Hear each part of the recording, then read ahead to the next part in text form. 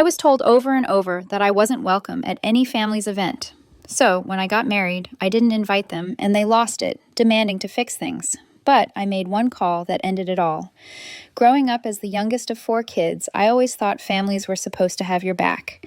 Turns out mine had a different definition of family than I did. My name is Phyllis, and this is the story of how I went from being the family's scapegoat to the villain who destroyed their perfect little fantasy world. Spoiler alert, I regret nothing.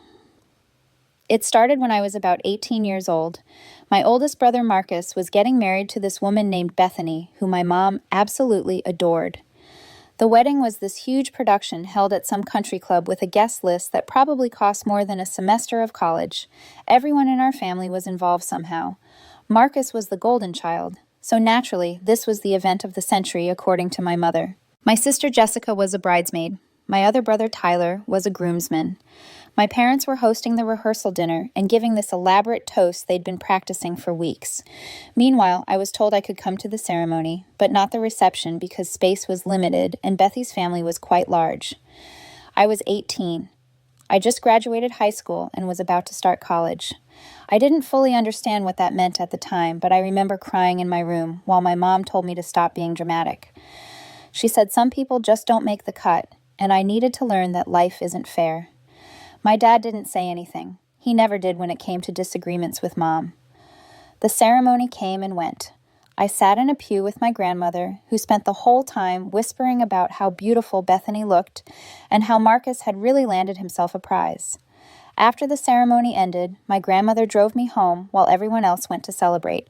I spent the evening watching TV alone in our living room, eating leftover pizza. That was just the beginning. When I turned 20, my parents threw a massive graduation party for Jessica. She finished college with honors, and they rented out the back room of this fancy Italian restaurant downtown. The invite list included distant cousins I'd only met twice, family friends from my parents' church group, and pretty much everyone my parents had ever known. I helped set up decorations the day before, carrying boxes and hanging streamers for hours. The day of the party, my mother pulled me aside. She explained that there had been a miscommunication with the restaurant about headcount, and they were over capacity. Someone had to stay home. And since I was just starting college and Jessica's friends from her graduate program were coming, it made sense for me to sit this one out. She handed me $40 and told me to order Chinese food and have a nice, quiet evening. I was devastated. My Aunt Karen actually confronted my mom about it when she found out, asking why I wasn't there. My mother apparently told her I had a school project due and couldn't make it. The lie was so casual, so effortless. That same year, Tyler got engaged to his girlfriend, Amanda. The engagement party was held at Amanda's parents' house, which had this beautiful backyard with string lights and a pool. I wasn't invited to that either. This time, my mother didn't even bother with an excuse. She just said it was an intimate gathering for close friends and family only. I pointed out that I was family. She gave me this look, the kind that could freeze water, and said, "You know what I mean, Phyllis?" I didn't actually, but I was starting to figure it out. By the time I was in my mid-20s, the pattern was unmistakable. Thanksgiving dinners, where I'd show up and find out they'd already eaten hours earlier because they thought I wasn't coming. Christmas mornings where everyone opened presents together, but mine were left in a separate pile to open alone later. Birthday parties for nieces and nephews where my mother would call me the day before and suggest maybe I shouldn't come because I might feel uncomfortable since I don't know Amanda's family that well yet. The excuses were endless and creative. Too many people, not enough space, wrong timing, awkward dynamics, budget constraints. Every single family gathering had some reason why I specifically couldn't attend. My therapist, Dr. Sharon Matthews, later told me this was called scapegoating. One family member gets designated as the outsider, the problem, the one who doesn't quite fit. It becomes a self-fulfilling prophecy because the exclusion itself creates distance and resentment, which then gets used as justification for further exclusion. But back then, I just thought something was wrong with me. I tried everything to fix it. I lost weight thinking maybe they were embarrassed by how I looked. I changed my major from art to business, hoping they'd take me more seriously. I volunteered to help with every event, thinking if I was useful enough, they'd want me around. Nothing worked. The final straw came during Marcus and Bethy's 10th anniversary party. It was this elaborate vow renewal ceremony, followed by a reception at the same country club where they'd gotten married. I'd driven 3 hours from where I was living at the time, brought an expensive gift, and showed up in my nicest dress. My mother met me at the door. She looked horrified. "Phyllis, what are you doing here?" I showed her the text message Jessica had sent me 2 weeks prior with all the details. My mother's face went through about 5 different emotions before settling on annoyance. "Jessica wasn't supposed to tell you about this. This is a private family event." Something inside me snapped. I am family. You know, these events get complicated when you're here. People have to watch what they say, and it just creates tension. Marcus specifically said he wanted this to be drama-free. I'd driven 3 hours. I'd bought a gift.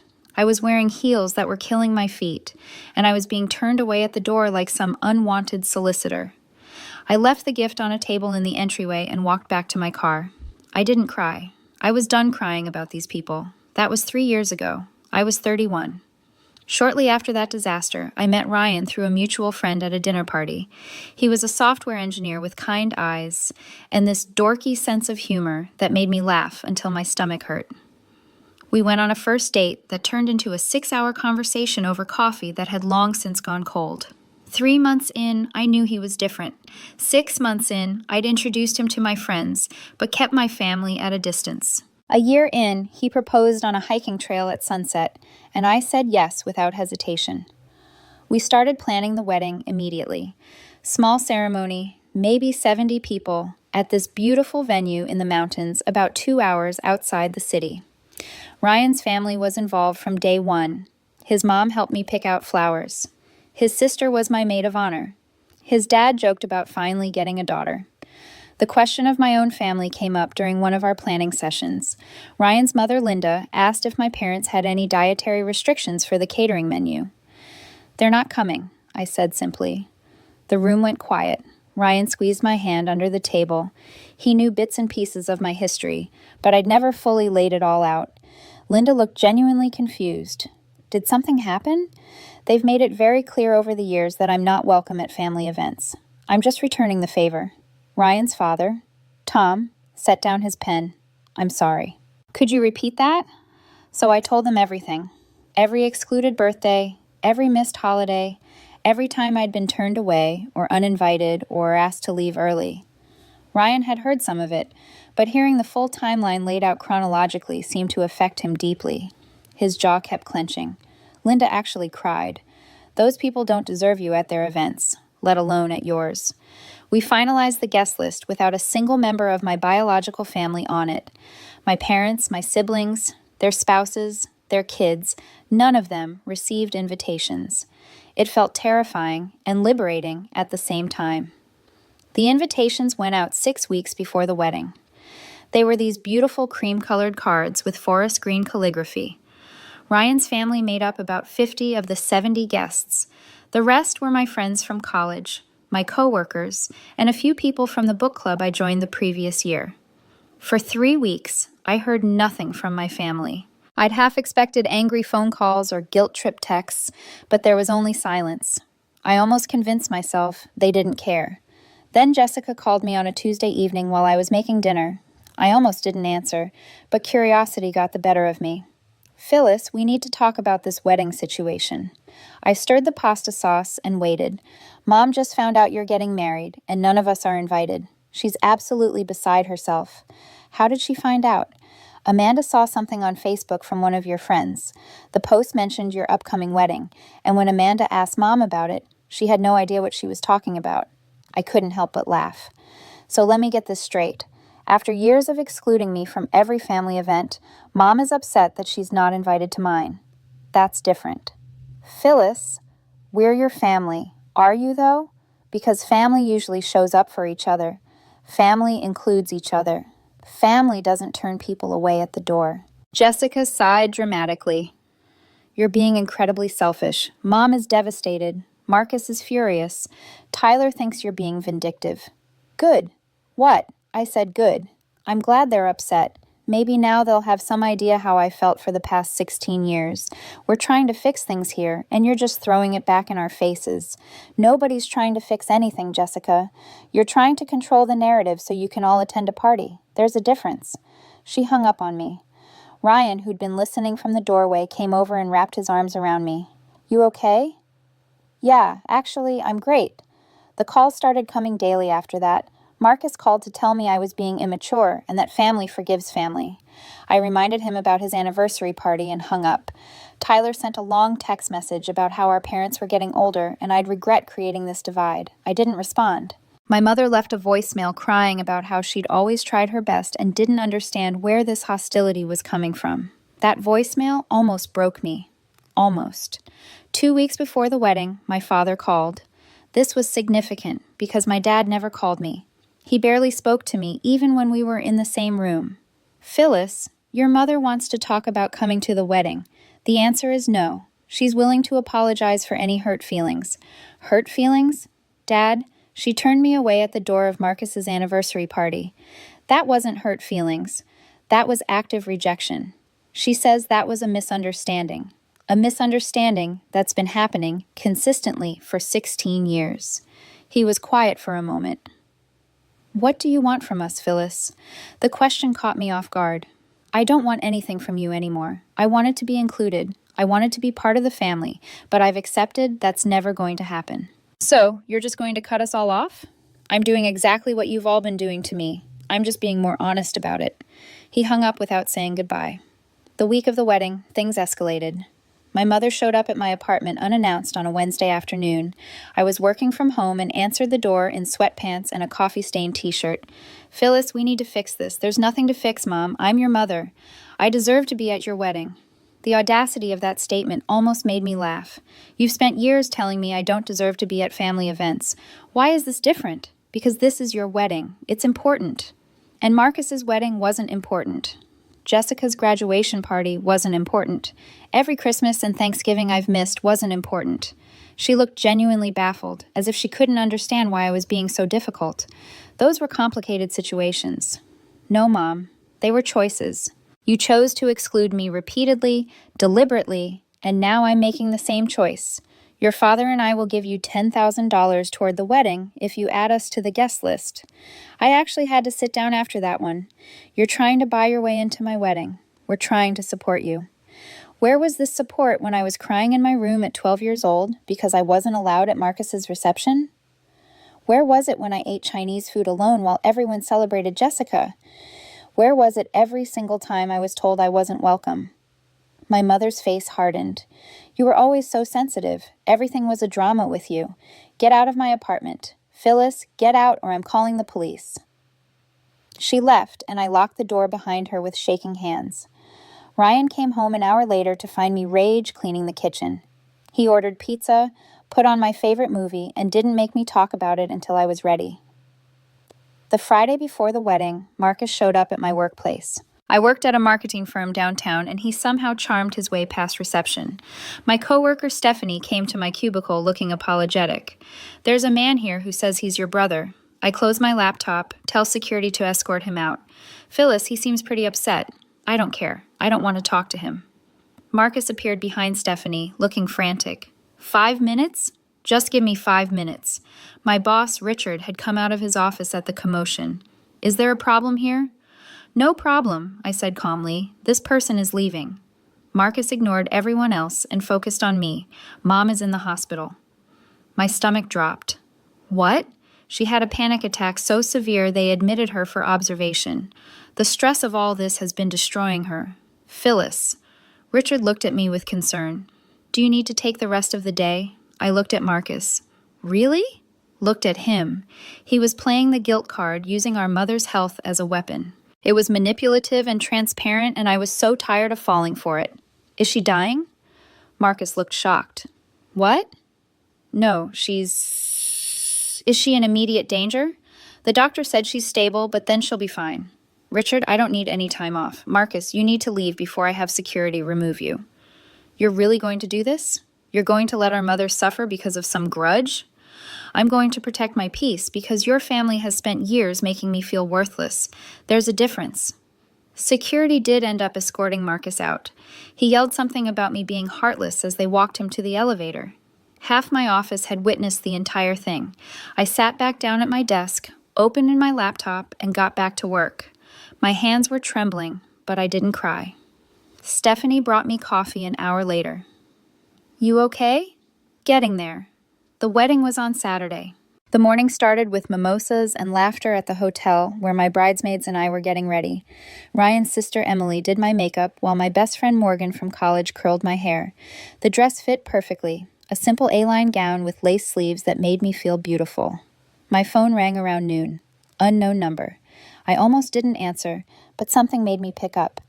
"Phyllis, this is Bethany, Marcus's wife. I hadn't heard from her directly in years. What do you want, Bethany?" "I'm calling to beg you to reconsider. Your family is falling apart over this. My family fell apart a long time ago. They're just noticing now, because they're the ones being excluded for once. Marcus is beside himself. Your mother is on medication for anxiety. Tyler and Amanda are talking about not coming to Christmas this year because the whole family dynamic is destroyed. That sounds like a lot of problems that have nothing to do with me. How can you be so cold? Years of practice." I hung up and turned off my phone. Emily squeezed my shoulder. "You've got this." The venue was perfect. String lights hung between trees. Flowers decorated every surface, and the mountain view behind the altar was breathtaking. 70 people who actually loved me filled the seats. Ryan's parents sat in the front row looking proud. My book club friends were dabbing their eyes before the ceremony even started. I walked down the aisle alone. No father to give me away because giving someone away implies ownership, and I'd never belonged to my family anyway. Ryan was crying before I made it halfway down the aisle. His vows mentioned building a new definition of family together, one based on choice rather than obligation. Mine mentioned finding home and people who showed up. The reception was perfect. Dinner was delicious. The speeches were heartfelt, and the dancing lasted until the venue staff had to politely kick us out. Ryan's grandmother, who was 83 and hilarious, got tipsy on champagne and told inappropriate stories about Ryan as a child. Morgan's toast mentioned how she'd watched me grow from a sad college freshman into someone who knew her worth. At no point did I wish my biological family was there. At no point did I feel like something was missing. The trouble started on our honeymoon. Ryan and I had gone to Costa Rica for 2 weeks, rainforests, beaches, and absolutely no contact with the outside world. We both turned off our phones and left them in the hotel safe. When we got back and I finally powered on my phone, I had 389 messages waiting. The first few were from Jessica, progressively angrier, then Tyler, then Marcus, then numbers I didn't recognize. Voicemails from my mother that started pleading and ended threatening. Text messages from extended family members I hadn't spoken to in years, all saying variations of "how could you."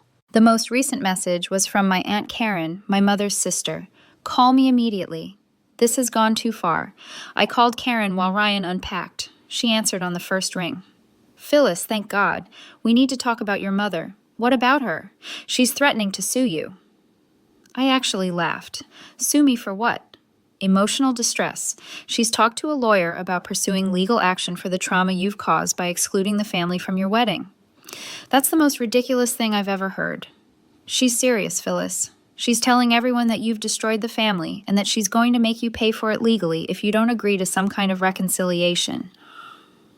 Something in me shifted.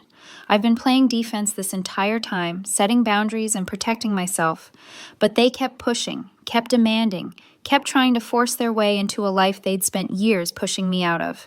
It was time to play offense. Tell Mom that if she wants to pursue lethal action, she's welcome to try. But I need you to do something for me first. What? I need you to think back over the past 16 years. Think about every event I was excluded from, every time Mom made excuses for why I couldn't attend, every time Dad stayed silent while I was pushed out. You've been there for some of it. You questioned it at Jessica's graduation party. Karen was quiet. If Mom wants to go legal, I'll be happy to provide documentation. I've kept every text message, every email, every voicemail. I have witnesses who can testify to the pattern of exclusion. I have a therapist who can speak to the psychological impact. And I have you, Aunt Karen, who confronted Mom directly about excluding me. Phyllis, I don't want to be dragged into. You're already in it. Everyone is, because Mom made the choice to weaponize family events, and now she's facing consequences. So, here's what's going to happen. You're going to tell Mom that if she pursues any legal action, I will countersue for emotional distress and harassment, and I will win because I actually have evidence. You're bluffing. Try me. I hung up and immediately called Dr. Matthews. She was on vacation, but answered when she saw my name. Phyllis, is everything okay? I need documentation of our sessions discussing family exclusion. How detailed can you get without violating confidentiality? If you sign a release, I can provide a professional summary of the therapeutic issues we've addressed, including family scapegoating patterns and their psychological impact. Why? I explained the situation. Dr. Matthews was quiet for a long moment. I'll have something prepared by Monday. And Phyllis, what you're doing, setting these boundaries, that's healthy. Don't let them convince you otherwise. Next, I called a lawyer. Brian Foster came recommended by a friend who'd gone through a messy family situation. I explained everything over the phone, and he asked me to come in Monday morning. Bring any documentation you have.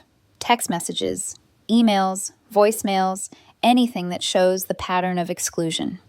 I spent Sunday organizing 16 years of evidence. Screenshots of messages where I was uninvited to events, emails making excuses for why I couldn't attend, voicemails from my mother's recent campaign. I created a timeline document with dates, events, and specific examples of exclusion. It was damning. Laid out in black and white, the pattern was undeniable. Monday morning, I sat in Brian's office and watched him review everything. His expression grew increasingly grim. This is textbook harassment and emotional abuse. If your mother actually tries to sue you, her case will be dismissed immediately. But more importantly, you have grounds for restraining orders based on the harassment you've documented over the past month. Restraining orders. They've shown up at your home and workplace uninvited. They've contacted you hundreds of times despite your clear desire for no contact. They've made threats of legal action. A judge would absolutely grant temporary restraining orders, possibly permanent ones, depending on how they respond. I thought about it for approximately 3 seconds. Do it. Brian filed the paperwork that afternoon. Temporary restraining orders for my mother, father, Marcus, Jessica, and Tyler. All 5 of them had participated in the harassment campaign, and all 5 had documented evidence against them. The orders were served Wednesday morning. I was at work when Brian called to confirm. It's done. They've all been served. You should expect some reaction. The reaction came within an hour. Aunt Karen called from a restricted number. Phyllis, what have you done? Protected myself. Your mother is hysterical. She can't come within 500 feet of you. This is insane. What's insane is that it took a court order for them to respect my boundaries. The whole family is taking sides. Everyone thinks you've gone too far. Good. They can all stay far away from me, too. My phone started ringing constantly. Block numbers, unknown callers, text messages from cousins I hadn't spoken to since childhood. Everyone had an opinion about how I was tearing the family apart. I turned off my phone and went back to work. That evening, Ryan and I sat on our apartment balcony with wine and Chinese takeout. He'd been my rock through all of this, never once suggesting I should just give in or make peace. How are you feeling? He asked. Lighter. Like I've been carrying this weight for so long that I forgot what it felt like to put it down. Any regrets? I thought about it honestly. No, I gave them years to treat me like family. They chose not to. I'm just enforcing the boundary they created. My phone was still off, but Ryan's rang around 8. He checked the caller ID and frowned. It's my mom. That's weird. She usually texts. He answered on speaker. Hey, Mom, what's up?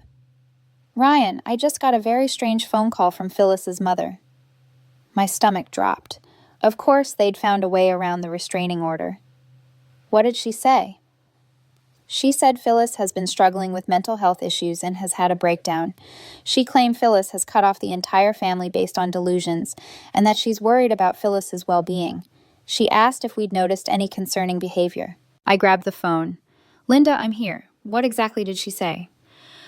Oh, good, honey. She made it sound like you were in crisis. She said the restraining order was proof that you weren't thinking clearly and asked if we could convince you to get help. Ryan's jaw clenched. She's trying to manipulate you. I figured that out pretty quickly, Linda said. I told her that you seem perfectly healthy and happy, and that maybe she should respect the legal boundaries that have been put in place. Then I hung up. I could have cried. Thank you for calling us. Of course. And honey, from what Ryan's told me, you're doing exactly the right thing. Don't let her get in your head. After we hung up, Ryan pulled up the restraining order paperwork.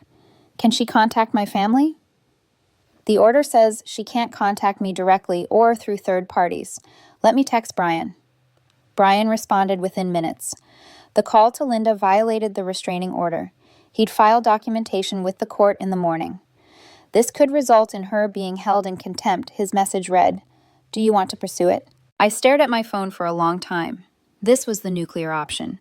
Holding my mother in contempt of court would mean fines, possibly even jail time, depending on the judge. Do it, I typed back. Ryan squeezed my hand. You're sure? She tried to convince your mother I was mentally unstable. She's attempting to isolate me by turning people against me. This isn't about attending a wedding anymore. This is about control. The court hearing was scheduled for 3 weeks later. Brian advised me to be prepared for my family to show up despite the restraining orders. They'll try to speak during the hearing. The judge will shut it down, but they'll try.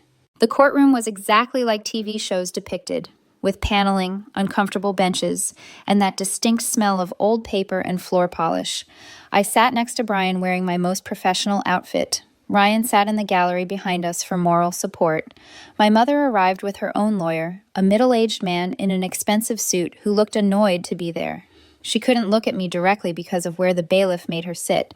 Marcus and Jessica showed up too, sitting in the back. My father and Tyler were notably absent. The judge, a woman in her 60s named Judge Patricia Henderson, reviewed the case files with an expression that gave nothing away.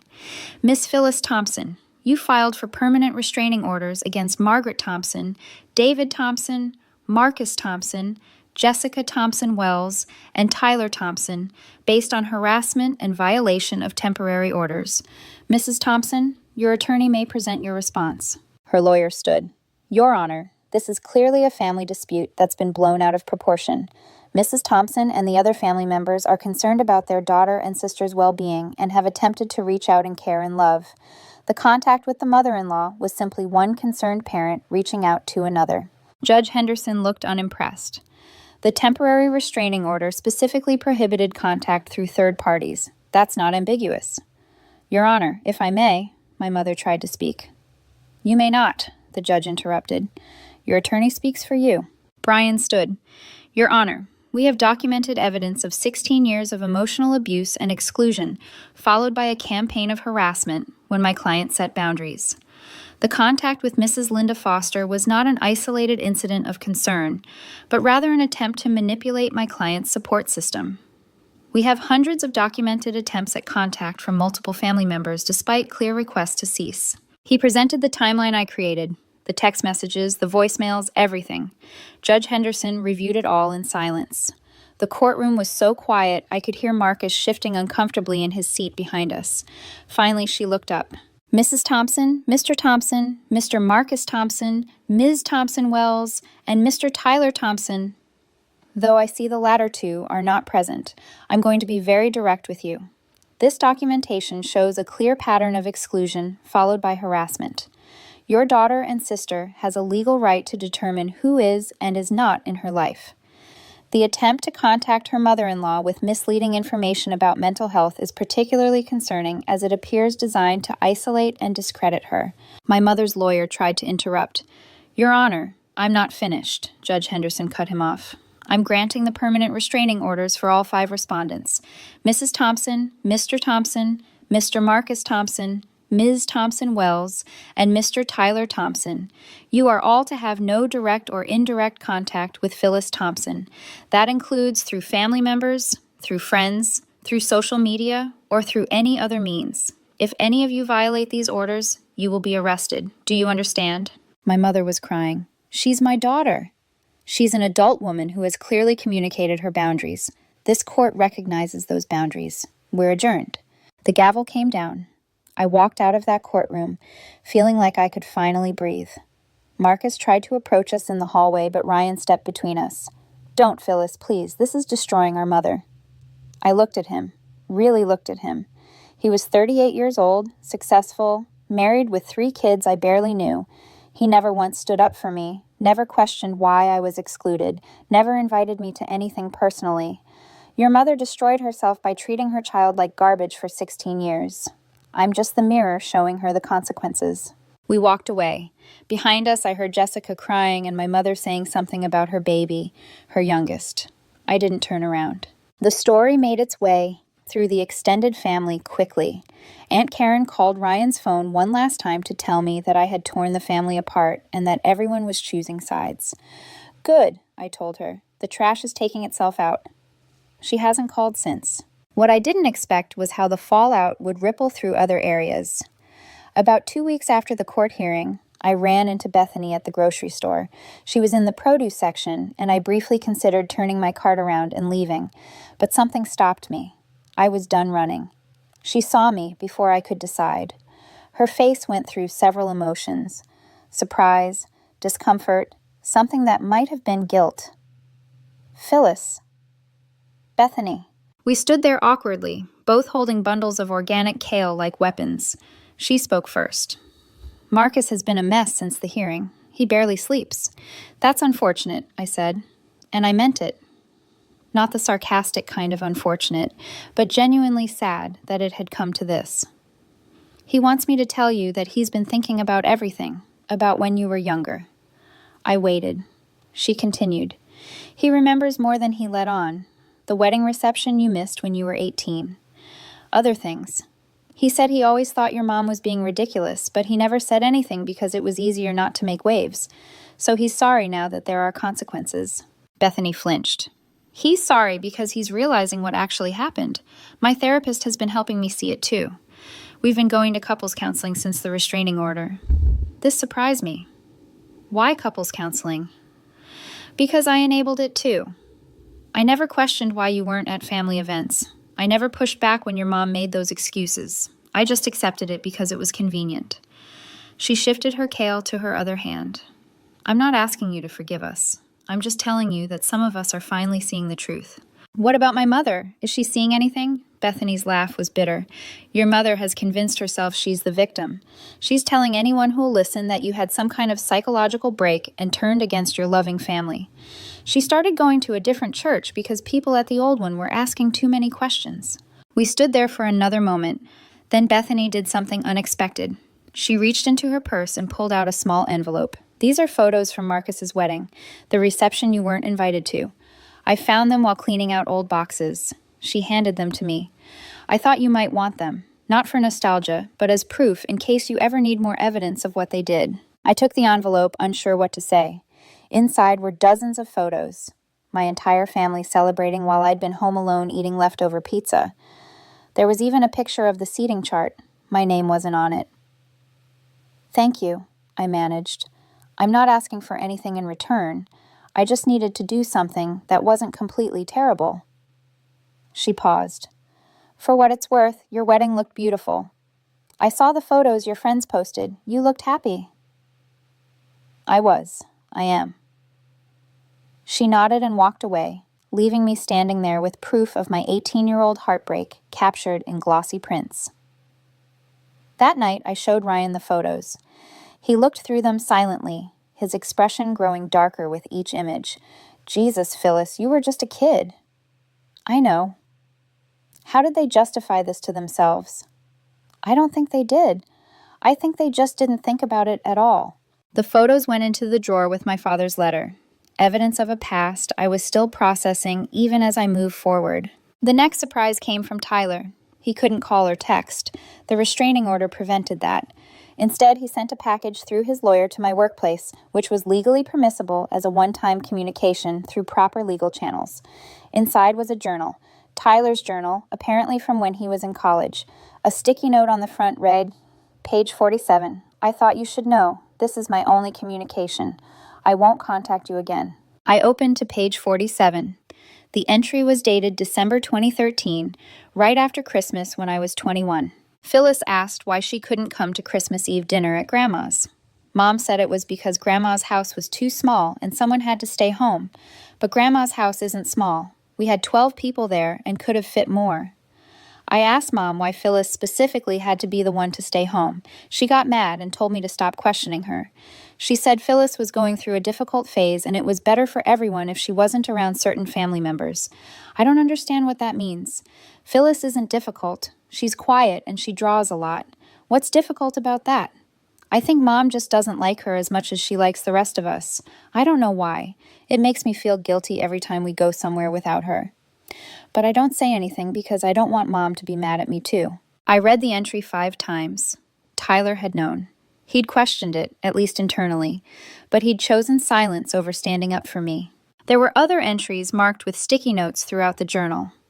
Each one documented another instance of my exclusion, another moment where Tyler noticed but said nothing. The final marked entry was from 2016. I've stopped writing about Phyllis being left out.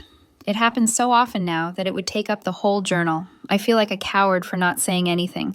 But Marcus doesn't say anything either, and Jessica actively agrees with Mom, so what difference would it make?